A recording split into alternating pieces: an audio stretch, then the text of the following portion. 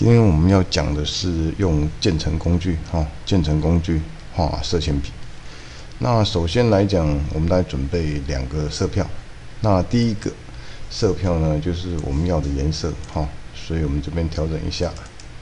好，比如说我希望有一个橙色的，好，那中间这一块呢，按两下，那比较淡，不要橙色好了。来，红色好了。中间呢，按2下，比较淡的红色。这边呢，一样，选 CMYK， 比较深的红色。那刚我是为什么刻意不去选橙色？因为这边我们要是木纹的感觉，所以它比较接近一般的橙色，所以我就不要给它这么深来，这边比较浅一点，好，所以这个概念还是跟所谓的网格是一样的假象的立体基本上还是都是利用暗、亮、暗来做成的的基本概念都是相同的。好，接着来画一个长条形，这是笔尖，然后呢，这是笔身，对不对？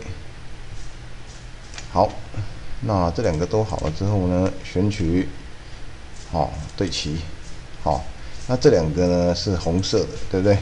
所以你就选第一管刚才红色的色票，好，那如果你觉得长度要调整一下，比如说你是节俭的人，对不对？好，所以呢，你在这个地方呢，接着用钢笔工具，那这时候不需要太强的技巧，你只要知道上面的锯齿比较小，你自己在削铅笔的时候，比如说这个样子，好了，那当然不一定会很齐，对不对？不齐是正常的。好，那这边呢会比较大的锯齿，对不对？好，那把它合起来。好，一样选低管。那这次就滴这个，比较像木纹的部分，对不对？好，所以基本的架构大概长这个样子。好，按 F7。来把图层叫出来，对不对？好，把下面这层先锁住。那等一下 ，Ctrl 加 R， 你看这边就会齿标跑出来。那这边的好处就是按住往这边拉，它就会有齿标。那我们这齿标的用处呢，就是说我希望大概接近中间的地方。好，那接着把这层锁住。好，新增一个图层，对不对？用钢笔工具，这个不难各位看一下，这个不会用很难的钢笔的部分好，我这个中心线有点歪，没关系，来，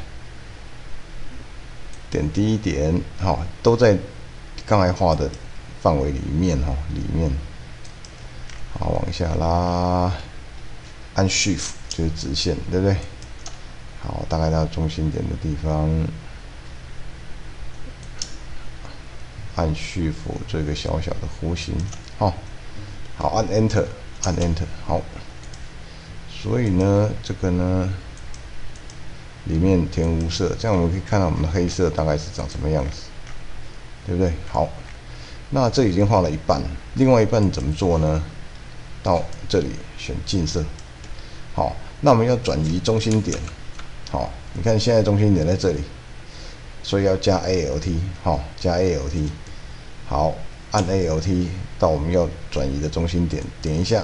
好，垂直线，这要先垂直线，对不对？选拷贝，不要选确定，要选拷贝另外一半就会出来了。好，但是现在是2条分开的线，所以要用直接选取工具，对不对？画一个小方框，按滑鼠右键，先选平均，再选合并。好，那下面的部分也是一样，来，先选平均，再选合并。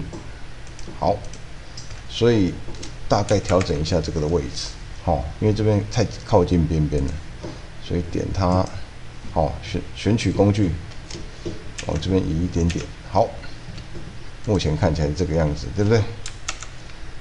好，把下层锁住的地方解开，这两个一起选，好，然后呢，按滑鼠右键选制作剪裁遮色片，它的概念就是说，最后呢是以上面你画的图形，好，所以上面我们画的是一支笔，出来就会是这个样子，我们的铅笔出来就会是这样。